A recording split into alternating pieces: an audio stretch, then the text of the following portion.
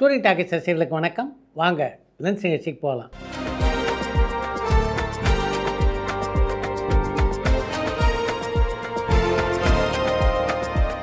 என்னம்மா முதல் கேள்வி? நடிகர் சிம்பு நடிக்கிற 49வது திரைப்படத்துல நடிகர் சந்தானம் கூட சேர்ந்து நடிக்க போறதா வர தகவல்கள் உண்மையான?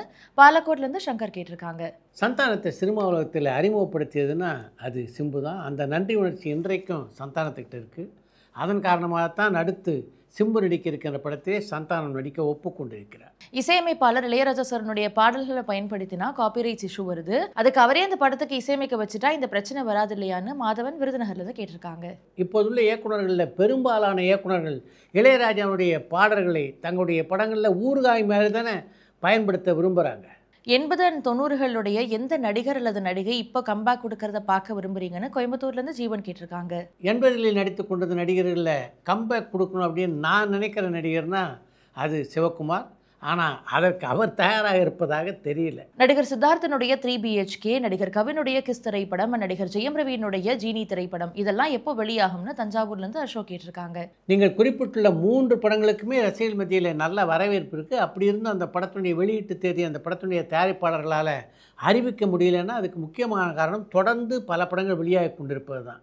நிச்சயமாக ஜூன் மாதத்துக்குள்ளாக இந்த 3 படங்களுமே வெளியாக வாய்ப்பு இருப்பதாக நான் நினைக்கிறேன். நடிகர் வடிவேலு சார் தமிழ் தவிர மற்ற மொழி திரைப்படங்களை நடிச்சிருக்காரா? அவர் நல்லா நடிக்கிற காமெடி நடிகர், அவரை மற்ற இயக்குநர்கள் பயன்படுத்தியிருக்காங்களான்னு பொள்ளாச்சியிலிருந்து விக்னேஸ்வரன் கேட்டிருக்காங்க. வடிவேலு நடித்த ஒரே மாற்றுமொழி படம்னா அது ஆரோ பிராணம் என்ற திரைப்படம் தான்.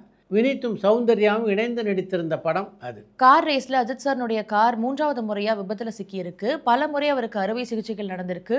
இருந்தாலும் மீண்டும் மீண்டும் இந்த மாதிரியான ஆபத்தான செயல்களில் ஈடுபடுறது எதனால? இதை பத்தின உங்களுடைய கருத்து என்னன்னு திருநெல்வேலியிலிருந்து கண்ணன் கேட்டிருக்காங்க.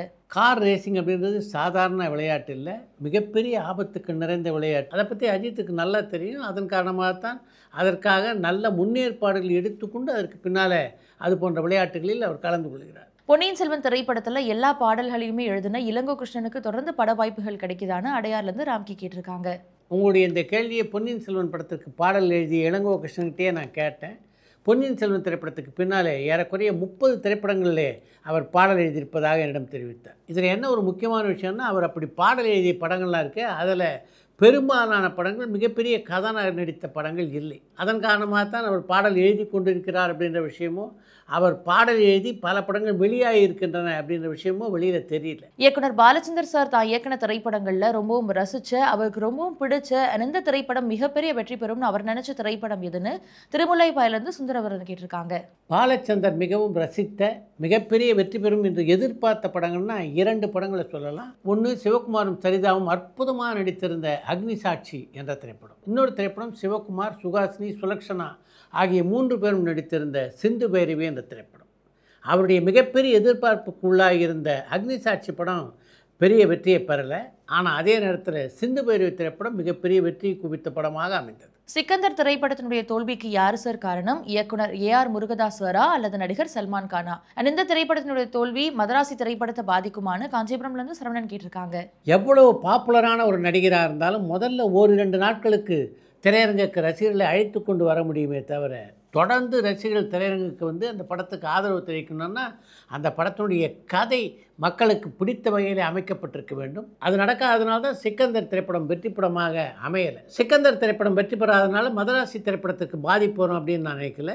மதராசி படத்தினுடைய வெற்றி தோல்வி என்பது அந்த படத்தினுடைய கதை திரைக்கதையை பொறுத்தே அமையும். இசையமைப்பாளர் இளையராஜா சார் என்ன பண்ணாலும் என்ன பேசினாலும் எல்லாத்துலேயுமே அவரை பற்றின தரம் தாழ்ந்த கருத்துக்களை சில பேர் பதிவிட்டு வராங்க.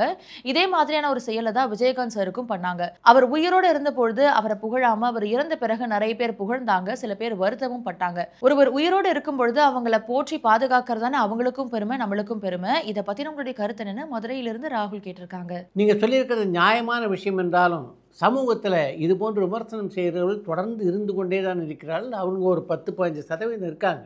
அவங்கள அவ்வளவு எளிதிலே திருத்த முடியாது. பாஸ்ங்கிற பாஸ்கரன் பார்ட் 2 எப்போ தொடங்கும்? அந்த படத்துலையும் நீங்கள் இருக்கீங்களான்னு வாலஜாபேட்லேருந்து தீபா கேட்டிருக்காங்க. பாஸ்ங்கிற பாஸ்கரன் படத்துடைய பார்ட் 2 எப்போது ஆரம்பிக்கப்படும் அப்படின்றத அந்த படத்துடைய இயக்குனரான ராஜேஷும் அந்த படத்துடைய தயாரிப்பாளர்களான வாசன் விஷுவல் வெஞ்சர்ஸும் தான் முடிவு பண்ணணும்.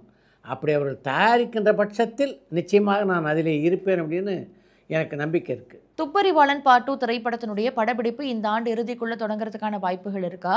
அண்ட் மிஷ்கின் சாருக்கும் விஷாலுக்கும் இடையே இருந்த பிரச்சனை முடிஞ்சிருச்சா? அண்ட் அவங்க 2 பேரும் தொடர்ந்து படங்கள்ல நடிக்கிறதுக்கான வாய்ப்புகள் இருக்கான்னு திருநெல்வேலியிலிருந்து கண்ணன் கேட்டிருக்காங்க. துப்பறிவாளன் 2 திரைப்படத்துடைய படப்பிடிப்பு இந்த ஆண்டு இறுதிக்குள்ளாக தொடங்கப்பட வேண்டும் அப்படின்னா அதற்கு முன்னால் விஷால் ஒரு மாபெரும் வெற்றி படத்தை கொடுத்தாக வேண்டும்.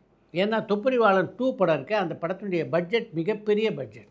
அப்படிப்பட்ட பட்ஜெட்டில் அடுத்து ஒரு படத்தை விஷால் உருவாக்க வேண்டும் என்றால் அதுக்கு முன்னால் அவருக்கு ஒரு மிகப்பெரிய வெற்றி வேண்டும். அதை நிச்சயமாக தன்னுடைய அடுத்த படத்தில் அவர் கொடுப்பார் அப்படின்னு நான் நினைக்கிறேன். துப்பறிவாளன் 2 திரைப்படத்திலே மிஷ்கினும் விஷாலும் இணைந்து மீண்டும் பணியாற்றுவதற்கான வாய்ப்புகள் மிக குறைவாக இருப்பதாகவே நான் பார்க்குறேன். இதெல்லாம் தாண்டி அந்த படத்தை தான் இயக்க வேண்டும் அப்படின்ற எண்ணம் சமீப காலமாக விஷால் மனதிலே மிகப்பெரிய அளவிலே வேரூன்றி விருட்சமாக இருக்கிறது. அதனால் அவர் தான் அந்த படத்தை இயக்குவார் அப்படின்றது என்னுடைய எண்ணம். நடிகர் விஜயனுடைய சச்சின் திரைப்படத்தினுடைய ரீரிலீஸ்னால 10 ஹவர்ஸ் திரைப்படத்தினுடைய ரிலீஸ்க்கு ஏதாவது ப்ராப்ளம் வருமானு அம்மாபேட்லேருந்து சரவணன் கேட்டிருக்காங்க.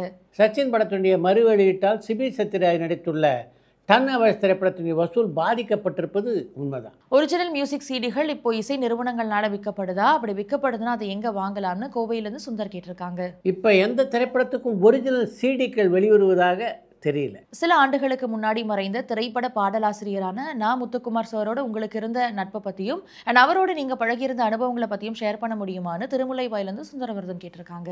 நா. முத்துக்குமார் எந்த அளவுக்கு அறிவார்ந்த சிறந்த பாடலாசிரியர் என்பது எல்லோரும் அறிந்த விஷயம். அப்படிப்பட்ட ஒரு மிகச்சிறந்த பாடலாசிரியர் தான் அப்படின்னு நா. முத்துக்குமார் ஒரு நாள் நினச்சதே இல்லை. அதுதான் அவர்கிட்ட உள்ள மிகப்பெரிய விஷயமாக இருந்தது. அவரோடு மிக நெருக்கமாக பழகின்ற வாய்ப்பு எனக்கு கிடைத்ததாக சொல்ல முடியாது. ஒரு 4-5 முறை நாங்கள் சந்தித்து பேசியிருக்கோம். அது நீங்களாக பார்த்தா 2-3 முறை தொலைபேசியில் அவரோடு நான் பேசியிருக்கிறேன், அவ்வளவுதான். தக் லைஃப் திரைப்படத்தினுடைய ஆடியோ உரிமைகளை சரிகமா வாங்கியிருக்கிறதா அவர தகவல்கள் உண்மையான மட்டக்களப்பில் இருந்து மயூரன் கேட்டிருக்காங்க. தக் லைஃப் படத்தில் இடம்பெற்றுள்ள கமல்ஹாசன் ஜிங்குச்சா பாடலை வெளியிட்டிருப்பதே சரிகமா பாடல் நிறுவனம் தான். அவங்க கிட்ட உரிமை இல்லாமல் அவங்க எப்படி வெளியிட்டிருப்பாங்க? இப்போ வர திரைப்படங்கள்ல பழைய பாடல்களை பயன்படுத்துறாங்க. அந்த பாடலுக்கான உரிமை எந்த நிறுவனத்துக்கிட்ட இருக்குன்னு ஒரு லிஸ்ட்டை வெளியிட்டாங்கன்னா இந்த பிரச்சனை வராதுன்னு தோணுது. இதை பத்தின உங்களுடைய கருத்து என்னன்னு சாத்தூர்ல இருந்து ரவிச்சந்திரன் கேட்டிருக்காங்க. ஏதாவது ஒரு பழைய பாடலை தங்களுடைய படத்திலே பயன்படுத்த வேண்டும் என்று இப்போதுள்ள இளம் இயக்குனரும் தயாரிப்பாளர்களும் நினச்சாங்கன்னா அந்த பாடலுக்கான உரிமை எந்த நிறுவனத்திடம் இருக்கிறது என்பதை கேட்டு தெரிந்து கொண்டு அவங்ககிட்ட அனுமதி வாங்கி தான் அதை இப்போ படங்களில் பயன்படுத்துகிறாங்க. அவங்க எல்லாருக்குமே அந்த லிஸ்ட்டு நல்லா தெரியும். அது இருக்க இதை பொதுவெளியில் வெளியிடுறதுனால யாருக்கு என்ன பயன் இருக்க போகிறது?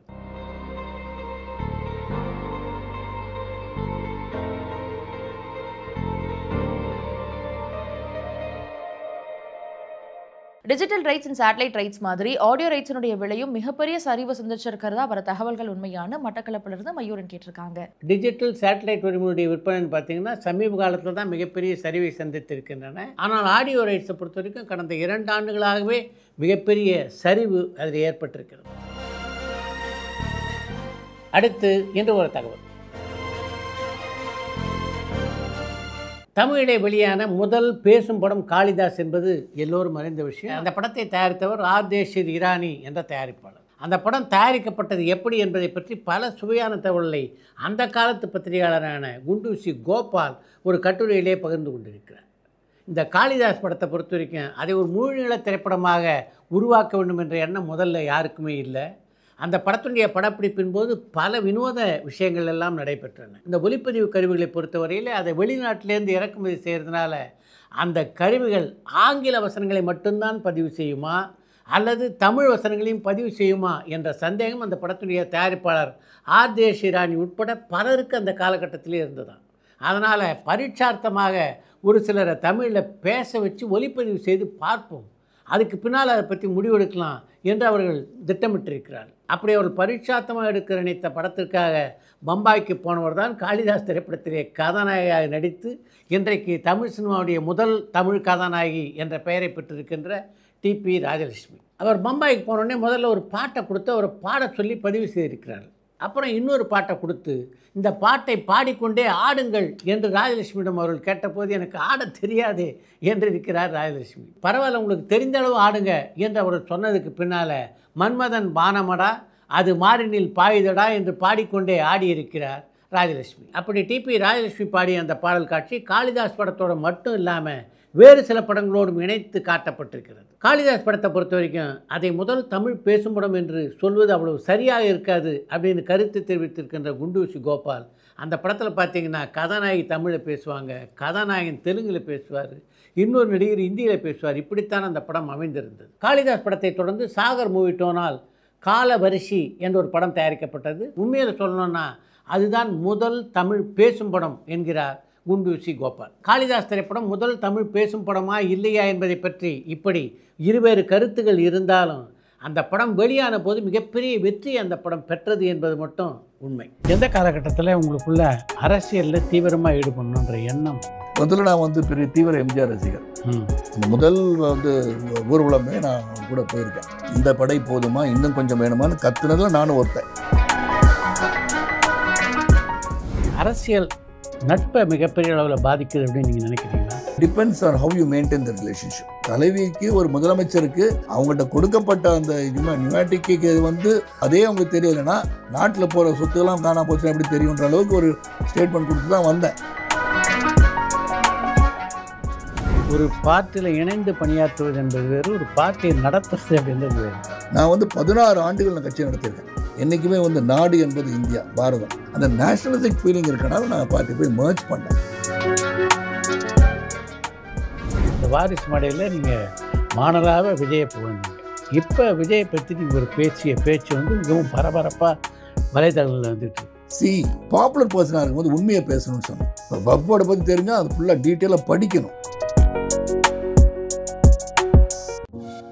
பரபரப்பான சினிமா செய்திகள், நட்சத்திரங்களின் பேட்டிகள், சினிமா வரலாறு ஆகியவற்றை பார்க்கவும் படிக்கவும் உங்களுக்கான இணையதளம் tourantalkies.co.